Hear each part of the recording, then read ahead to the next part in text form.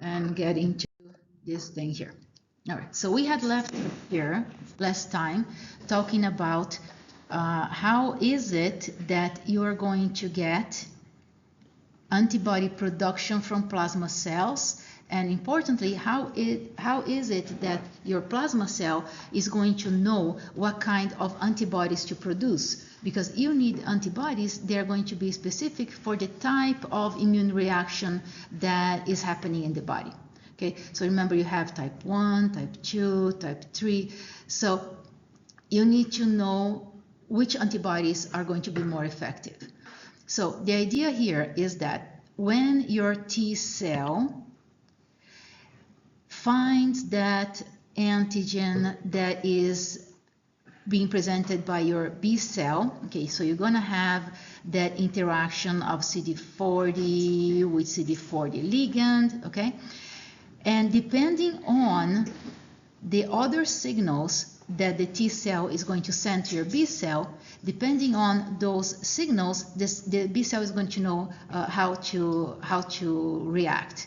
So in this case, the T cell is presenting cytokines in a certain configuration in a certain cytokine soup that is going to tell the B cell that what this thing has seen was either a helminth type of infection or it's reacting to some allergen.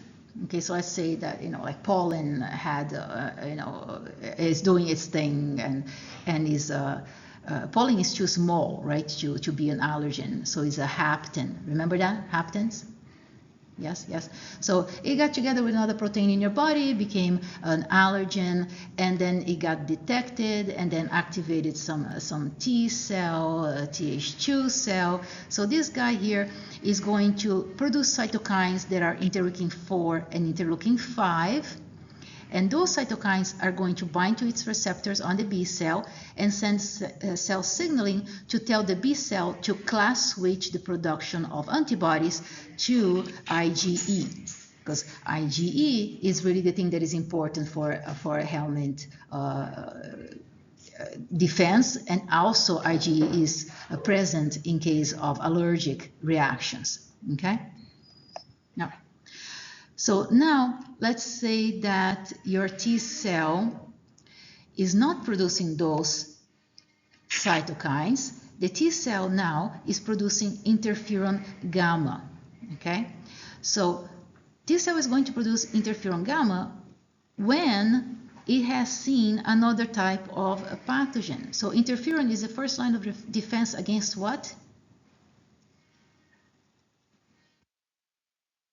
Viruses. Got it? Interferon, first line of defense against viruses. And remember, you have interferon alpha beta, that's type 1, and you have interferon gamma, that is type 2. Okay? So interferon, when you put this in this, cytokine soup, this soup is one ingredient, so it binds to your activated B cell, and that is going to send a cell signaling event that is going to make this B cell to class switch to production of IgG. Class switching from what? What is the first antibody that the plasma cell is producing? IgM. Everybody got that, right? Okay. All right. So how is this class switching happening? Okay. So this is the idea here. Remember the class, what is going to govern the class is going to be the constant region of the heavy chain, right? Constant region of the heavy chain.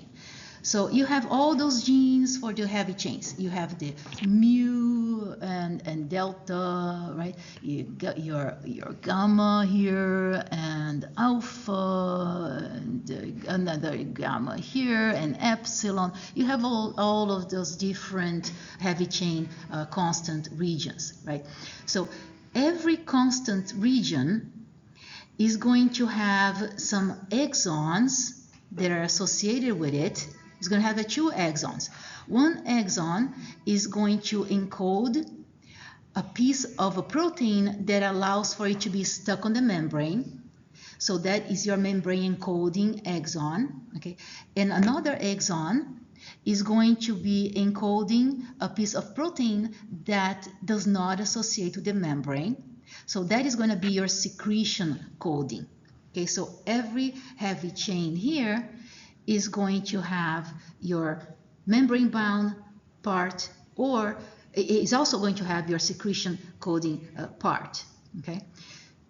Before the B cell gets activated, it is only going to have those membrane bound, but then after it gets activated, now you can switch between expression of the exons. So you can either have some membrane bound, or you can have secretion of that heavy chain. Okay. So what is going to happen here? So your B cell, at first, it has the membrane bound, right? After it interacts with corresponding T cell, okay, so here we're not seeing that MHC class 2 and T cell receptor. We're not seeing that. We're only seeing here the interaction of your T cell with CD40 receptor on the B cell. So after the T cell here interacts with the receptor on the B cell, this interaction here is going to send a signal to the B cell that it should do some class switching. Okay? The signal is ultimately going to activate the production of this protein that is called activation-induced deaminase. Okay? So T cell is really, really important, your helper T cells, right? They are very much important for activating the expression of this one here, activation-induced deaminase, also called AID. Okay, so let's see what happens here. You produce the protein. What is that protein going to do? Okay, this deaminase is going to break a piece of DNA out of the heavy chain constant region. Okay, so deaminase, this AID, is really going to do the switching. It's going to do the class switching. Okay, so let's see what happens here. Depending on the signal that your B cell received from the cytokines of the T cell, right? Deaminase is going to know which piece of the DNA to chop off. Okay, so the idea that is happening here is that, let's say in this B cell here is going to produce IgG. Okay, so if you look here and you say, where is IgG? Well, we have several types of IgG. Well, this is mu and this is delta. So this is for IgM, this is for IgD, right? The first ones. And then you have here some gamma, some other gamma, some other gamma. You have 4 genes for IgG. In this case, let's see that you're going to express this guy here, this gene over here, okay, gamma 3. So AID is going to come in here and is going to chop off this piece of the DNA. AID gets there, chop this guy off, the thing is gone. So when you look here, between your VDJ, right, the VDJ is at the variable region, right, and your constant region, you are not going to find this piece of DNA anymore. So AID chopped it off. It's out of the DNA of that cell. So now your plasma cell is going to start producing IgG. Okay? And here is showing that it kept the secretion exon. So this code here is going to be translated as secreted IgG. Okay? Remember that this code here for secretion, you also have the alternative code for membrane bound. So this cell over here is also going to have some of that IgG that is expressed and bound here at the membrane. Okay? So it's going to be the same type of affinity for the antibody, but you're going to have some of that antibody that stays on the membrane, a little bit, and some of it, a lot of it actually, that gets secreted. Okay, the importance of this alternative splicing here, and this happens at the DNA level, right, before you get to your messenger RNA, right? The importance of this alternative splicing is that when you have this first type of antibody that is produced, you don't really have a high affinity for your antigen. But if you keep some of it bound in the cell, this thing can bind to antigen and send signals to the cell that are going to do that fine-tuning of antigen binding for your antibody. So that is what you call the affinity maturation of your antibody. So when you do class switching, you're going to produce the type of immunoglobulin that you need for the infection, but at the same time, you're going to keep on receiving information to modify that antigen binding, to make it better, to make a more powerful antibody. Okay, so now you look at this, it's going to be possible to do affinity maturation. You did class switching, and the question here is, can you switch back to production of IgM? No. Everybody says that? Why? The DNA is lost. The DNA is gone. So you cannot produce IgM or IgD anymore. So if you had a class switch that went to IgE, okay, which type of antibody would you not be able to produce here? You could not produce any of those IgGs, right? You could not produce IgA or M or D. So all this piece here of the DNA would be chopped off if you start to produce here your IgE. Okay? So everybody got that? Okay, so this is an important concept, and yes, I'm going to ask you about that on the test question. Okay.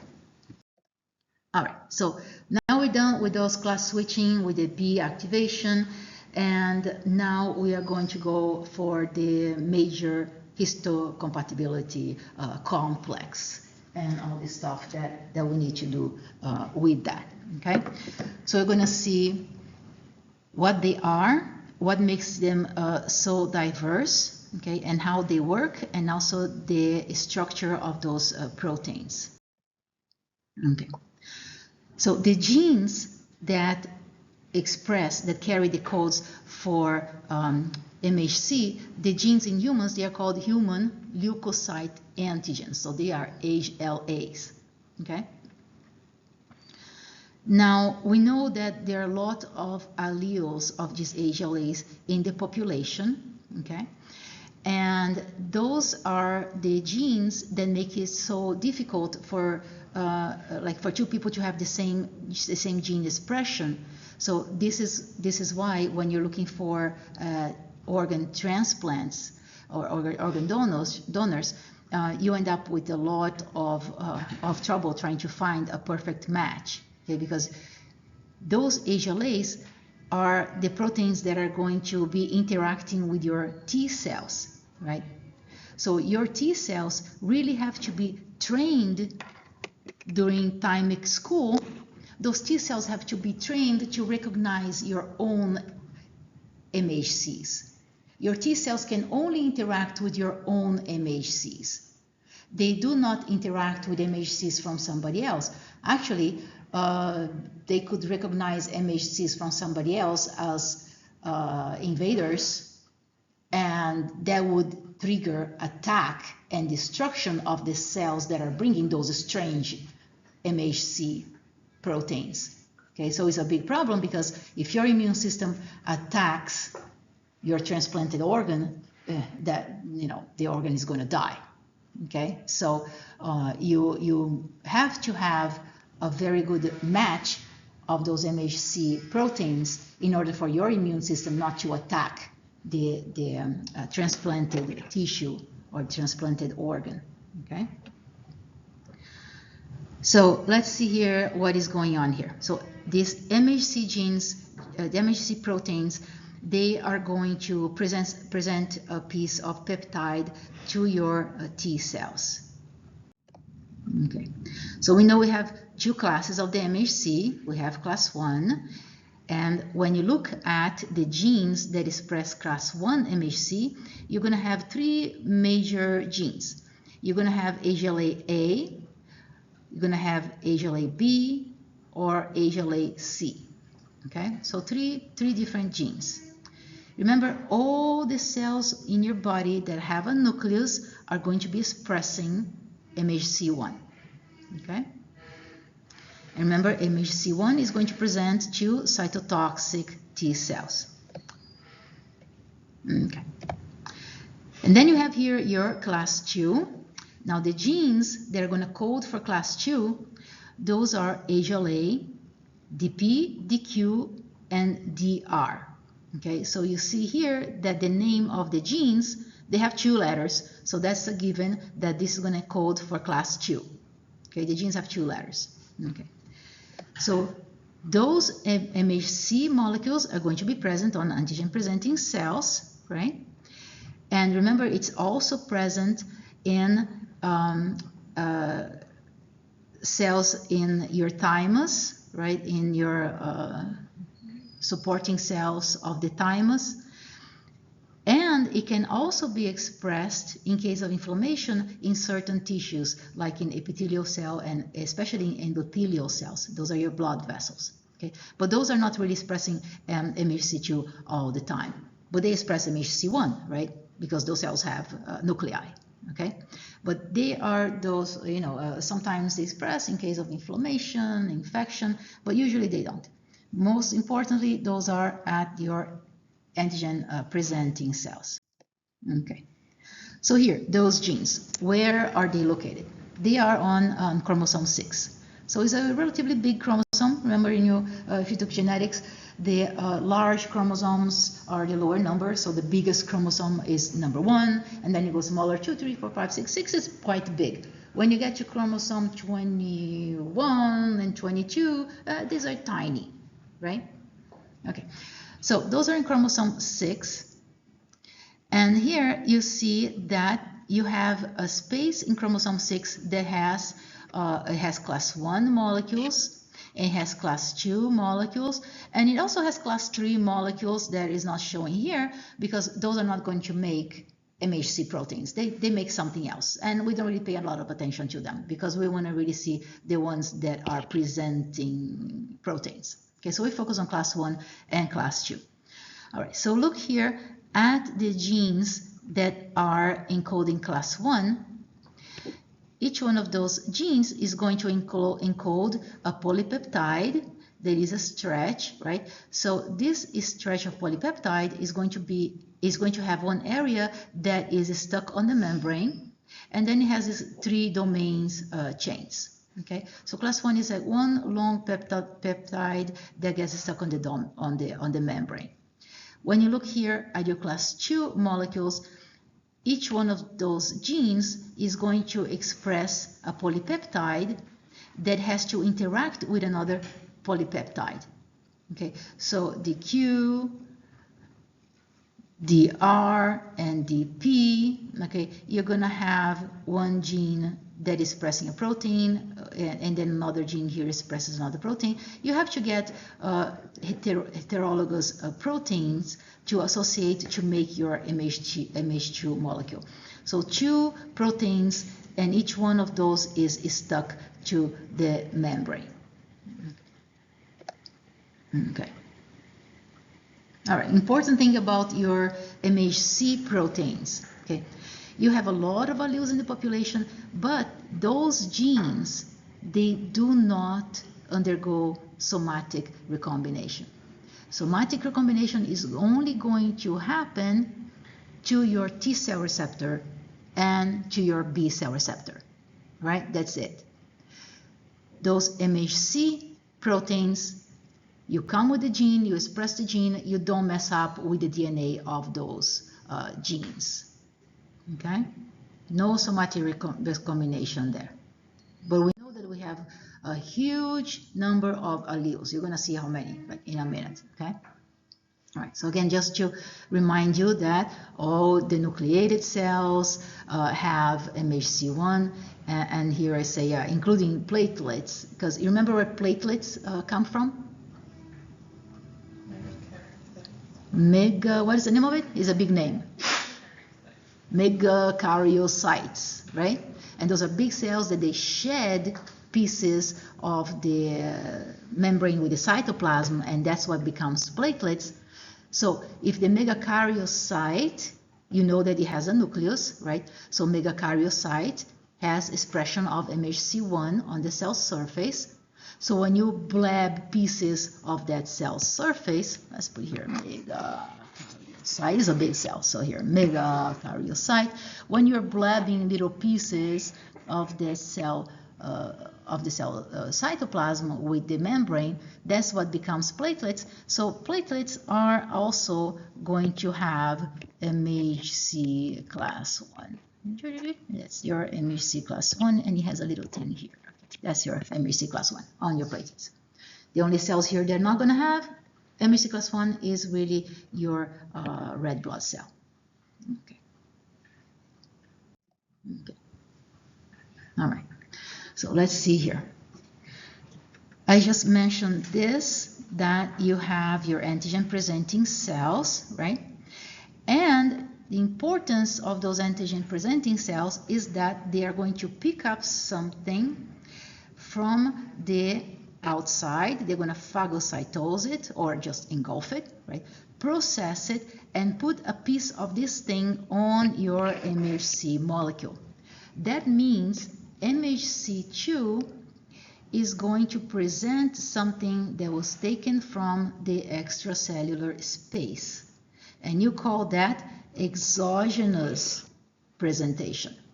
Okay, outside of the cell. Exogenous antigen presentation. Okay. All right, and I had just mentioned this before.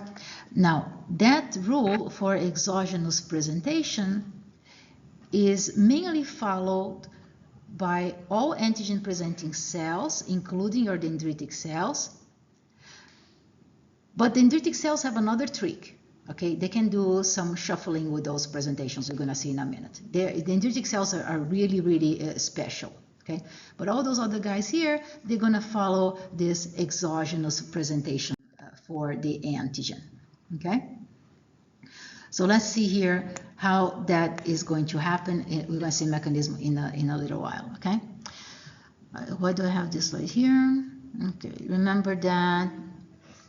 Okay, when you do the antigen presentation for either MHC1 or MHC2, you have all this interaction that is going on between the cells, right? Between the T cell and between your presenting cell. So in this case here, you have a cell that is infected. Okay, this virus here, when the cell gets infected, the virus is in the cytoplasm.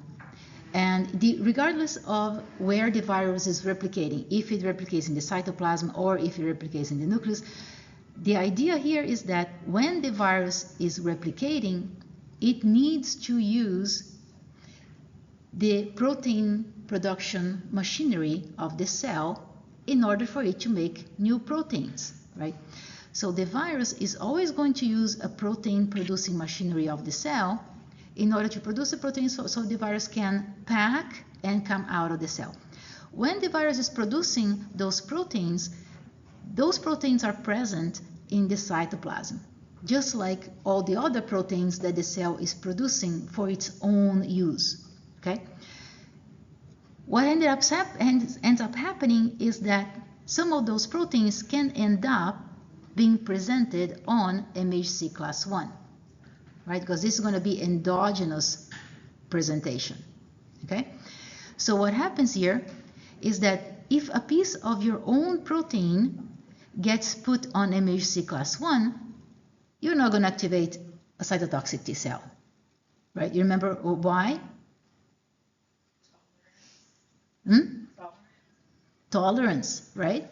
Because you don't want to have T cells floating around in your blood that could recognize self. So where is it that those T cells get killed? The ones that could recognize self. In the thymus. And the type of selection is called what? Negative selection, right? So you don't have T cells that are going to recognize self here. But you're always going to have MHC1 that is presenting a piece of self on the surface.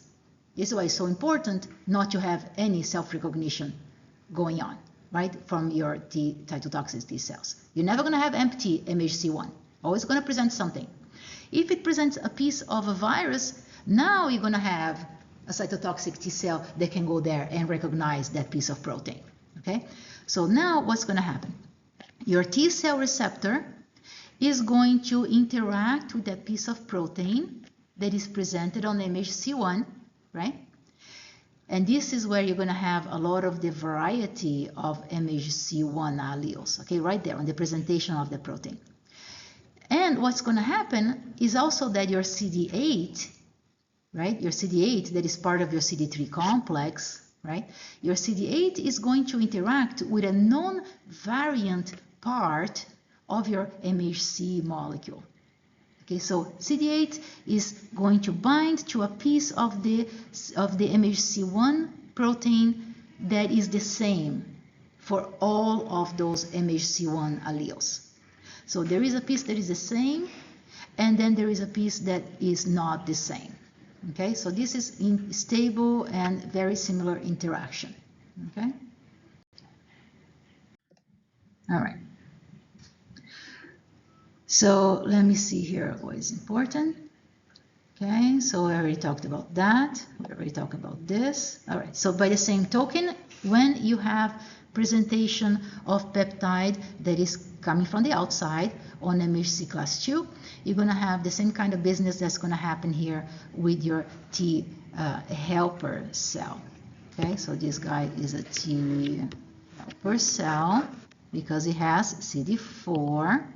Okay, so the part of T cell receptor that is going to recognize the antigen is going to be like interacting with this groove of MHC2, and then you're going to have a piece of MHC2 that is non-variant, and that is going to interact with your CD4. Okay, so that's going to send a signal that something should happen, and your CD4 should do something about the presentation.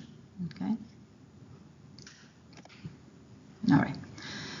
After these interactions, your helper cell is going to start producing cytokines that are going to direct the type of immune response.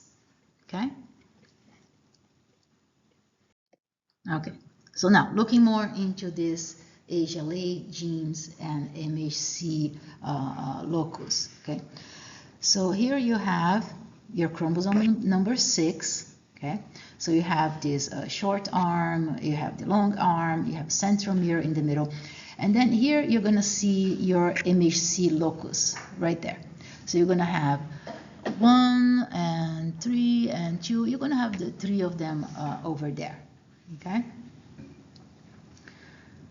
Okay, so let me see here. Okay, I mentioned that. All right. So those 3 genes, gene clusters, okay, that are coming on one chromosome, those gene clusters, they come together as a package. Okay, so you're going to inherit one of these chromosomes from mom. And you're also going to inherit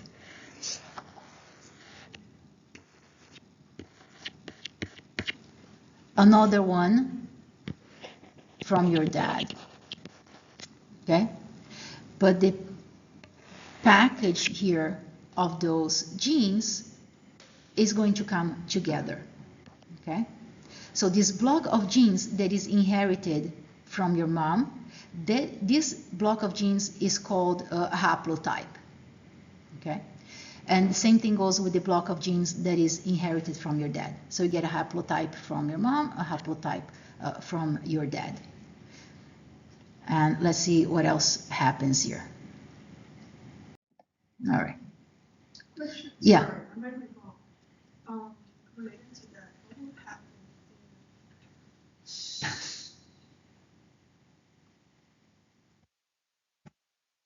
in... Never mind.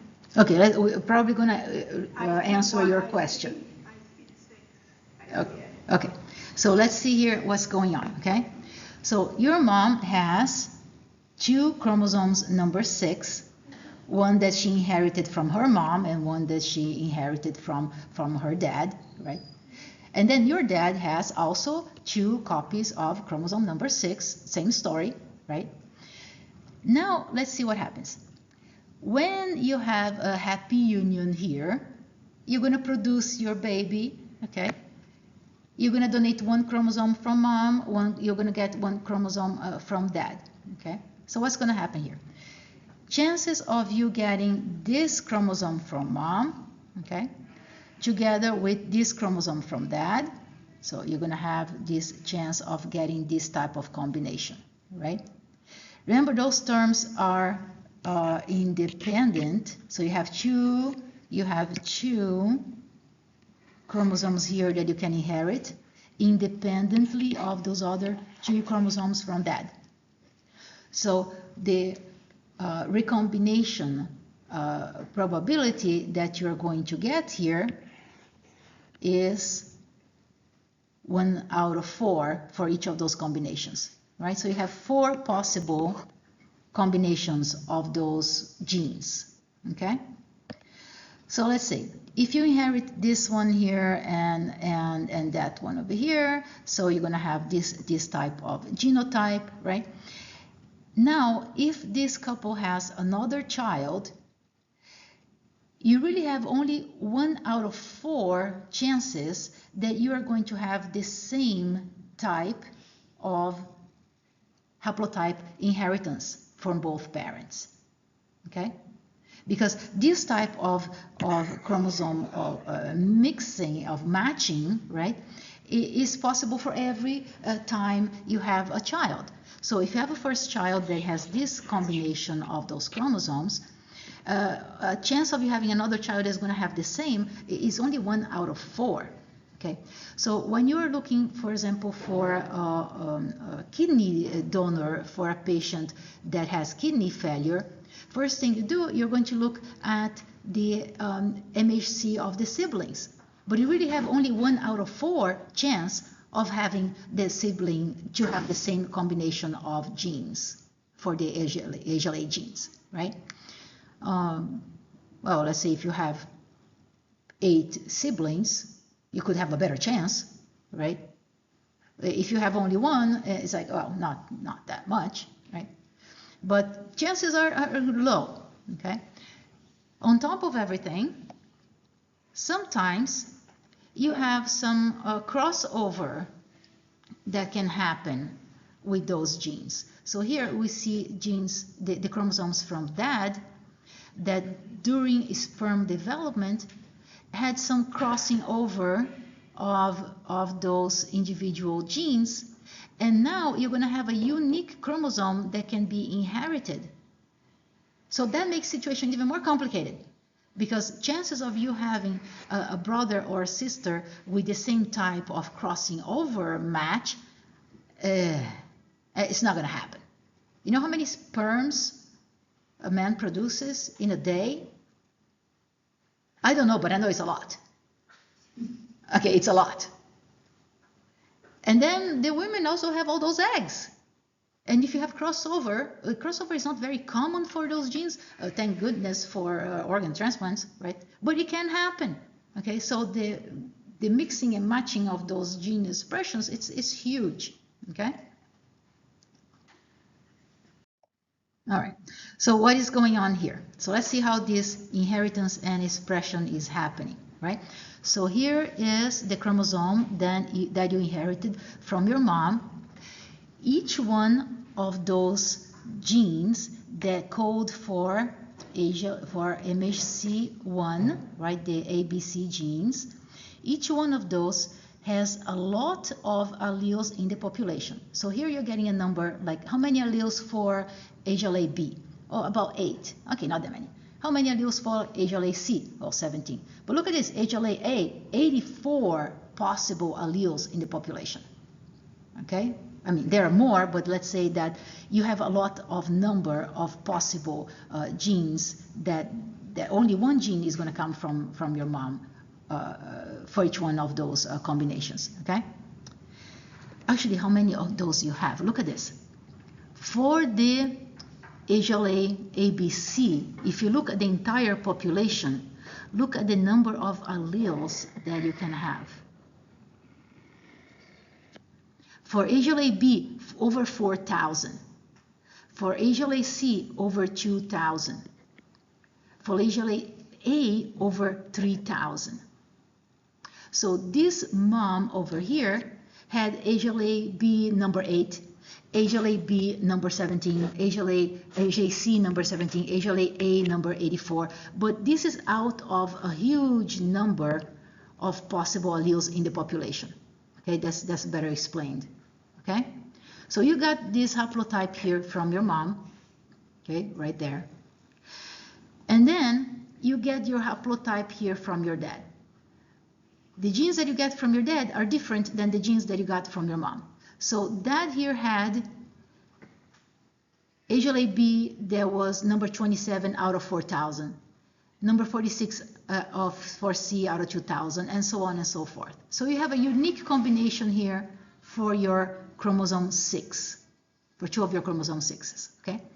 What is going to happen here is that every single gene that you inherited is going to be expressed, and you're going to put that expression on the surface of your cell. Okay, you got it? So this is called codominance. You're going to put the expression for those genes on the surface of your cells. Okay? Idea here for codominance. And now we didn't even start talking about the MHC2, but same thing. You're going to get a haplotype here that is going to have a certain combination for DP-DQ-DR. In this case, for DP, you can have alpha and beta chain, DQ and DR. Okay, this is a little confusing here. QDR. Okay, remember that each one of those MHC proteins has 2 chains. So you have the alpha chain and you have the beta chain. So for the alpha chain, you have a lot of alleles. For the beta chain, you also have a lot of alleles, right? So for each one of those inherited haplotypes, you're going to have a lot of possible combination of those alleles, okay? So when you get those 2 chromosomes, you're going to express all of those genes. Okay, you're going to express all of the ones that you inherited. So codominance for MHC1, codominance for MHC2. It's going to get better. All right. So what does that mean here? First thing that we have to keep in mind is that those genes have a huge polymorphism, right? So they're very diverse. Okay, you have many forms of the genes. So those are basically the most polymorphic genes that we have in the population. Okay. Another idea here is that you're going to have this polygeny type of expression. Okay, so you have a lot of alleles, and you are going to express all of them on the surface of your cells. And you are going to have most likely a unique set of those expressed genes. Okay? So polymorphic and polygenic. All right, so this is what's going to happen. It's a lot of proteins. Okay? For the simple ones, HLA-A, A, B, and C, you are going to have the expression of this one stretched out protein. And I didn't even mention about this guy here, which is quite important too. You see this guy over here? This is a piece of your HLA molecule that is not polymorphic. Okay? This beta chain, let me write it down here. This beta chain for your MHC1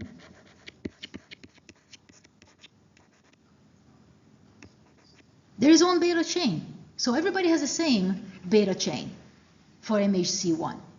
It's not polymorphic. Okay, you express it, it goes there, it interacts with the rest of this protein, and it gives it a little support. Okay, so the protein is not like bending on the side. Okay, so the beta chain is uniform for everybody. But then you inherited the haplotype from mom, haplotype from dad, and you're going to express all of them, 6 of them, 3 for mom, 3 for dad. Okay. Then when you get here to your MHC2, you have a lot more than 6 getting expressed. How many of those you have here on the surface? If you count them, you got 12. How did you get 12? You got those 3 cluster genes from mom, 3 cluster genes from dad, but each one of those cluster genes come with 2 chains, right? So now you end up with 6 chains from mom, 6 chains from dad, but that's not independent assortment because you have to get alpha from one and beta from the other. So what you do here, you ended up adding them because those are not independent terms, they're dependent terms.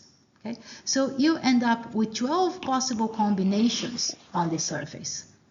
So if you don't remember your algebra and recombination rules, you have to remember this part. Okay?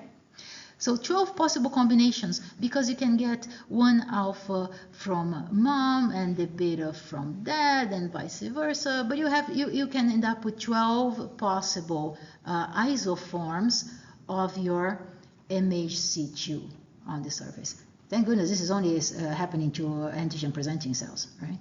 Okay. All right. So let's see what is more involved here. Okay. We know that the MHC molecule is going to present a specific piece of protein in a little groove and is going to interact with your T cell. So depending on what your MHC can present, that is what is going to make you immune to a certain type of pathogen. Okay? You are only going to have the T cell running in your blood that can recognize something presented on those MHC alleles.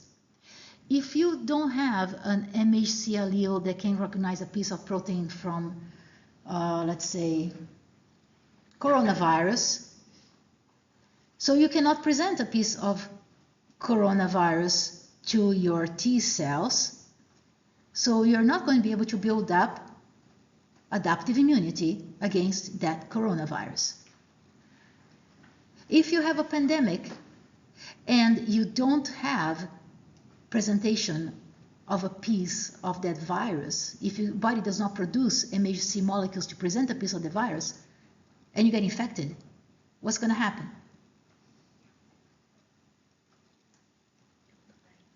You're going to die. Usually when I say what's going to happen, the usual answer is you're going to die, right? Because this thing is so important. If you cannot present a piece of the pathogen, you don't have secondary defense, you don't have adaptive defense against the pathogen. So you're going to die. And this is a reason why you have this huge variety in all the flavors of MHC genes out there. Because most likely, somebody is going to have the MHC that is going to be able to recognize that pathogen. And that's what you call natural selection. You know, everybody who doesn't recognize dies, and people who recognize, they have the genes that they can pass on, and hopefully not the entire human race is going to die because of one pathogen, right? It's kind of scary because remember, those genes, they're not mutating. You get what you get, and that's it. Okay, so if you cannot recognize a pathogen, there's a pandemic going around, bad news. Okay. All right. So let's see here again what is happening with the classes, right? MHC1, you have this type of chain that is being produced, and here you have your non-variant or invariant chain, the beta chain right there. So MHC2, you have those combinations of two chains, and then class 3, they're going to produce some interesting molecules, but they are not presenting peptides. What kind of molecules? They have tumor necrosis factor family. Tumor necrosis, remember, those are cytokines, right? Those are actually inflammatory cytokines. They're coming also in this HLA gene type of complex here, but not paying attention to those now. Okay, so here, how polymorphic are they? So looking here at your MHC1, if we look at HLA-A, you have all these alleles, almost 9,000 alleles in the population, okay? When you look at the number of allotypes that are expressed, you see here 5,200 something.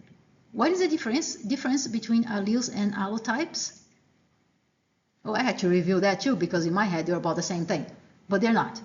Alleles tell you the number of nucleotides that are slightly different between one gene and the next genes. So you have many alleles. You look at the DNA sequence, and you're going to see, oh, you have almost 9,000 different DNA sequences for this particular gene. So those are your alleles. When you transcribe and translate those codes, you end up with 5,200 something different types of proteins. Because remember, some of the codons are coding for the same amino acid. Remember codons and amino acids? Oh, this one you have to dig all the other stuff you learned from the other classes, right? So you can have a lot of alleles, but when you translate to proteins, you're going to have not as many number of different proteins that are get expressed. So your number of allotypes is always going to be less than the number of alleles that are present in the population, okay? But even this way, it's a lot. So your MHC1 genes, the ones that are expressed in every nucleated cell, you have a huge number of different proteins that are present in the population, that you can have only one of those. Okay, and one of these and one of these. That's going to be in your cells. All right. You also have other types that are called non-classic MHC1s, and we're not even going to start talking about those. Those are complicated enough for now. Okay, but yeah, you do have other ones that can show up, and then good luck to get an organ transplant for that. All right. So structure of those proteins. Looking here at your MHC1, you have this one chain. Okay, this one chain, you're going to have domains that are alpha 1, alpha 2, and alpha 3. Okay, these domains here, the alpha 3 is going to have an extension that is going to be stuck to the cell membrane. Okay, and between the alpha 1 and alpha 2 is where you're going to have the little groove that you're going to present a piece of the peptide there. Okay. So besides this continuous polypeptide here, you're also going to have this beta chain that is called beta microglobulin. Okay, this is the one that is the same for everybody. That's the one that is non-variant. Okay, so this beta chain is going to support this structure here for your other peptide, but this guy here is not stuck on the membrane. It's just there to keep the thing from bending over. Okay, it's just giving a little support. So between alpha 1 and alpha 2 that you're going to present here the peptide, you can only fit a small piece of protein, like usually around 10 amino acids long. Okay, so about 10 amino acids long is going to be presented there. When you compare here to the structure of MHC class 2, you're going to have the two chains. Each one of those chains is stuck on the membrane. So one chain is going to have alpha 1 and alpha 2. The other chain is going to have beta 1 and beta 2. So of course, this is your beta chain. This is your alpha chain. Now the presentation groove of this protein is going to be between alpha 1 and beta 1. So we're using a piece of the alpha and a piece of the beta, okay, alpha 1 and beta 1.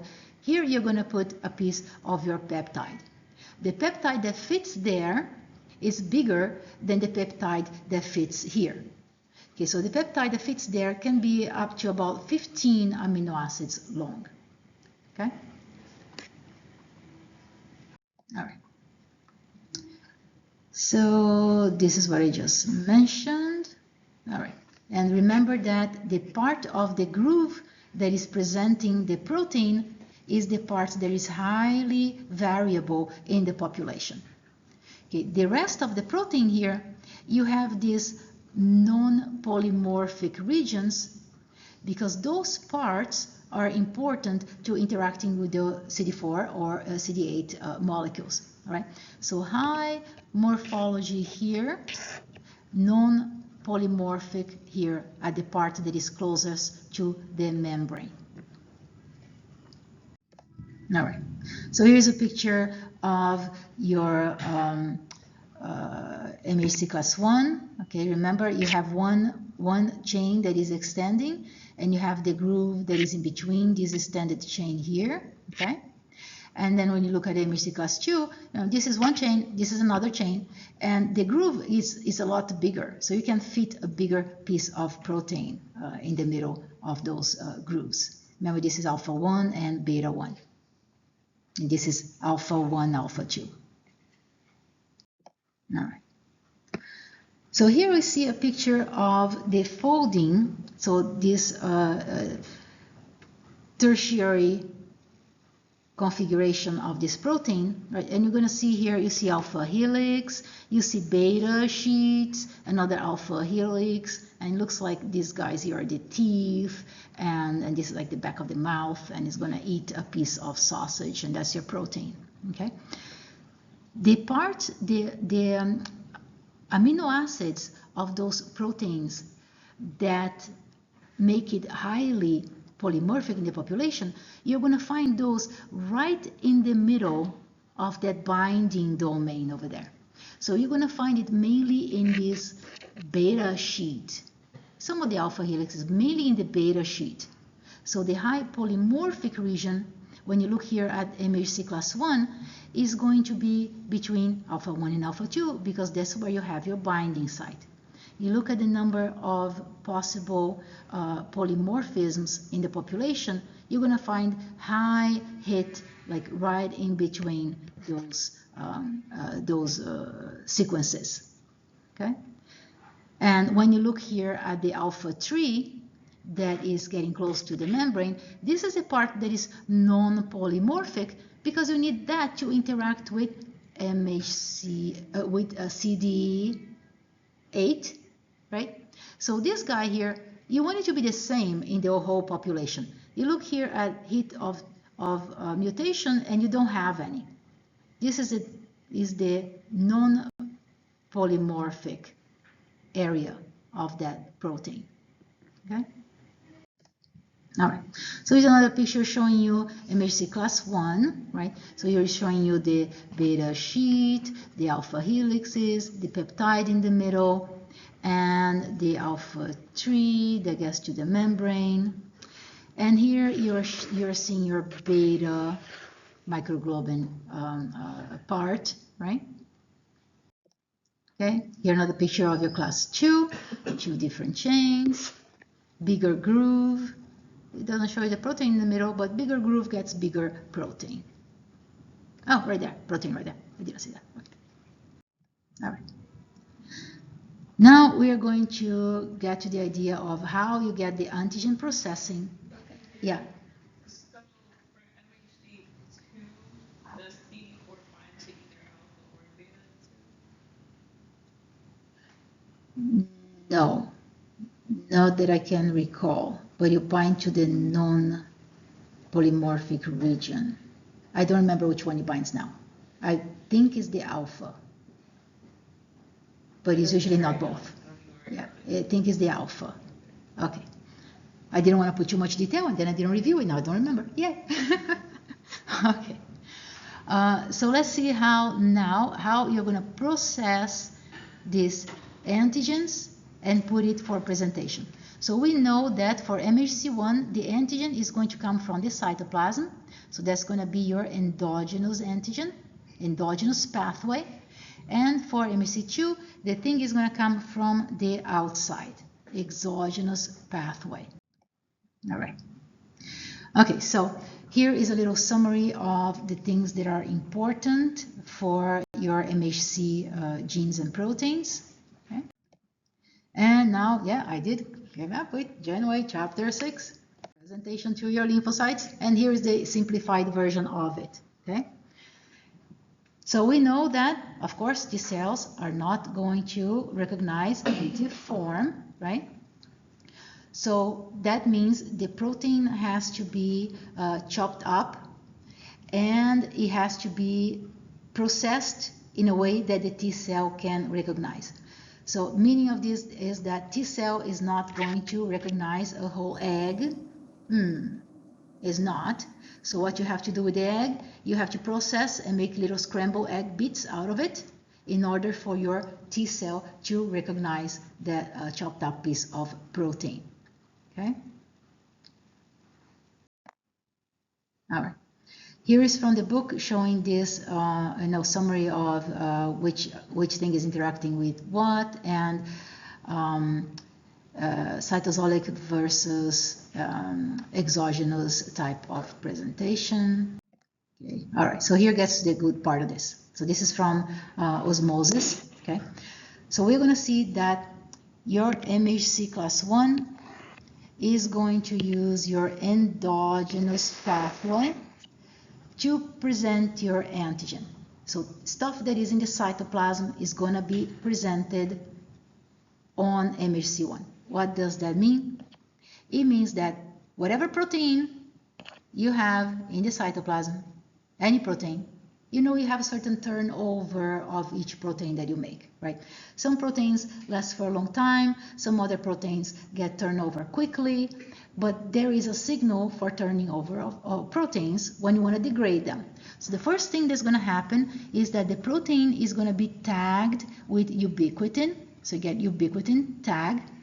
Then the protein is going to go through this little processing thing that is called a proteasome, right? Inside of this proteasome, the protein is going to be chopped up into little pieces. In this case, the proteasome is going to cut this thing down to 8 amino acids long. 8 amino acids, little piece of the big sausage. Okay, but the thing is still in the cytoplasm. Now, this thing has to be transported to inside of your endoplasmic reticulum, okay? Because this is where you are going to make proteins that are going to be transported to the cytoplasm, right? So inside, once it gets transported to the inside, you're going to have to place this protein on your MHC1. So first you're going to have proteins that are going to do the transporting. Those are your TAPs, TAP 1 and TAP 2. Then you're going to have to place this protein on MHC1, and tapazin does that. Then you are going to transport this protein through the Golgi apparatus and to exocytosis membrane or vesicles that are going to put this protein on the surface of the cell. Okay, so this is a big picture. So now let's look at the mechanism. So you start with tagging of your protein for destruction, that is ubiquitination. Then you transport this thing to the immunoproteasome or just proteasome. Proteasome chops it up and is going to bring it to the ER. Okay, where are the tabs? Okay, here are the tabs, okay? It's going to bring it to the ER because if it stays in the cytosol, it's just useless, okay? So you have these two transmembrane proteins that are working together, that's TAP 1 and TAP 2. That is going to allow the protein to be brought inside of the ER. And how are you going to remember that? First, you know that it's in cytoplasm when you get to the ER. What are the proteins that are bringing it to the ER? You do a little dance. You do a tap dance. I don't know how to tap dance. Imagine the tap dance to the ER. tap dance. Tap 1, tap 2, dance to the ER, and then you get to the ER. Okay. Once you are at the ER, what is going to happen? You shift here, you go to the ER, and you have to have a little tapazin. After you do the tap dancing, you put tapazin right there. Tapazin is an important one that is going to place this protein piece right on your MHC1. Okay? You also have these other supporting proteins that are calreticulin and your P57. I really care that you remember tapazin. And it's easier because tap 1, tap 2 go with tapazin, and there we go. Okay. So that is placing your protein on your MHC1. That thing go to Golgi, and you're going to go and present it on the surface, and you're going to wait for your cytotoxic T cell to go and recognize a piece of the virus. Okay, here finally you get a point before, end of class. Come on. Okay, it is slow. It's not responding. Wait for it to respond. I want to give you the credits. In the meantime, while this thing is thinking about responding, okay, cluster of differentiation 8, so CD8, binds to which of the following sites on the MHC1?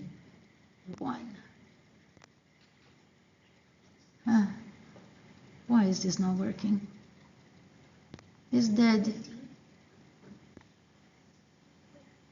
Is it a problem with the internet or is it the program? I have no idea. Oh, now it's working. Okay. Okay, so now you can put in your answers. Okay, I didn't record that. Your answer is the polymorphic part. All right. So here for your endogenous pathway, remember your cytotoxic T cell is going to interact with the presence of the protein.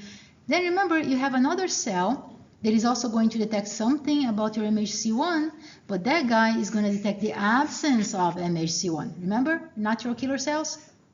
Okay, just to refresh your mind. All right. All right. Now we go to the exogenous. Okay, so let's finish here with the exogenous presentation. What's going to happen? You're going to engulf the pathogen. You are going to process the pathogen. Okay, then you're going to have your phagolysosome that is going to get together with the lysosome here that is bringing your MHC class 2. Okay, this is when you're going to finally be putting a piece of your eaten up, chopped up pathogen on your MHC class 2, and that's going to go on the surface. Okay. This is a very, very clever mechanism because remember that when you have production of proteins that are destined to the cell membrane, everything is happening here inside of the ER. So in the ER, you are going to have MHC class 1 and you are going to have MHC class 2 production. Remember the ER, you're going to have the TAP stuff and you're going to have things coming from the cytoplasm. And in the ER, you could put those things on MHC class 1, but you could also place those things on MHC class 2, but you don't want to do that. So in order for you not to put cytoplasmic stuff on MHC class 2, the ER has a trick. It produces this thing that is called invariant chain that plugs up the groove of your MHC class 2 protein. Okay, so inside of the ER, your invariant chain is there and it does not get stuck from the groove. So the only option that you have to place peptides is on your MHC class 1. Okay, MHC class 2 place is not vacant. After you bud this thing out, go to here to your Golgi and go to lysosome. When you are at the lysosome, the environment in the lysosome becomes very acidic. The low pH is going to degrade most of the invariant chain. meaning it's going to unplug it from the groove. Okay, you left a little clip in there, but then the clip is going to be taken out also. When this vesicle fuses with the phagosome, when you get the phagolysosome, now your groove is open and you're able to put a piece of the protein on it. Okay, so this is a very, very clever mechanism that is going to make the groove available only after it got treated with acid to cut out that invariant chain. Okay, so here detail on that mechanism. Okay, so you have protein from the outside, it gets engulfed.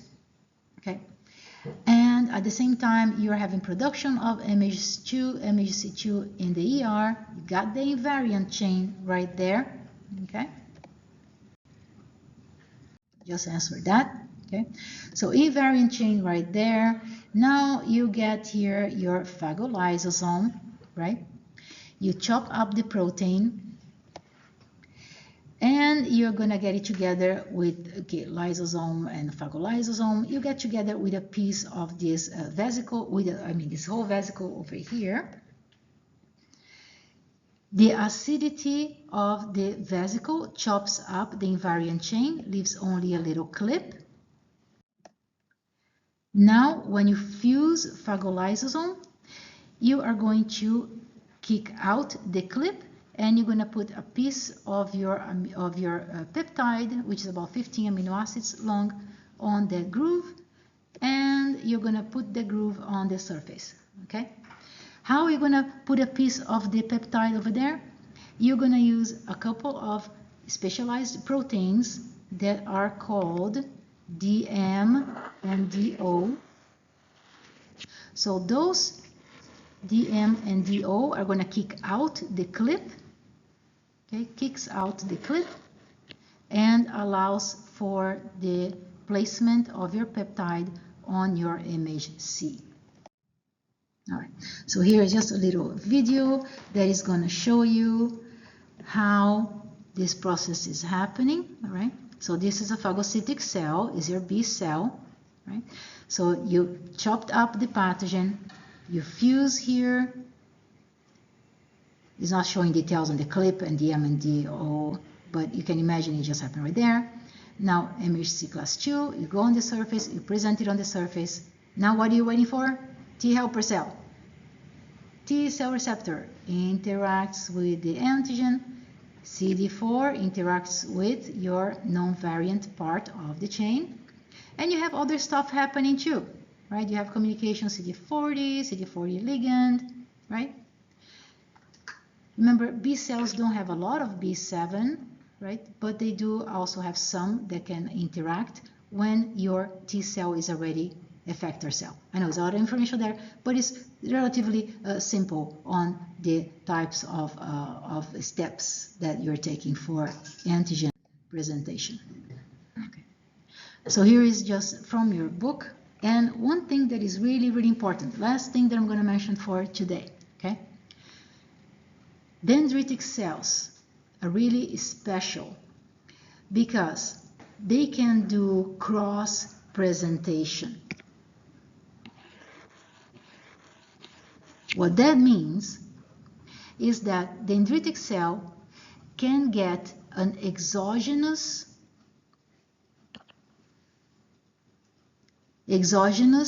antigen and can put it on MHC class 1. They can also get an endogenous antigen and put it on MHC class 2. Okay, dendritic cells are really, really good at doing that. Okay, and we're going to see a bit of the mechanism in here. Okay, so this is the whole idea.